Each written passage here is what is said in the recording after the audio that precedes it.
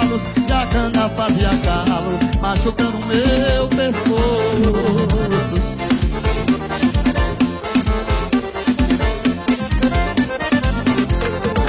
Mesmo cansada, obedece ao carreiro, cabeça de tanto erro, era vermelho de barro.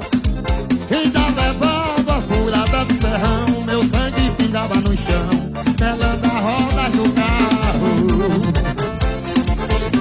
Chama, meu vaqueiro, vai!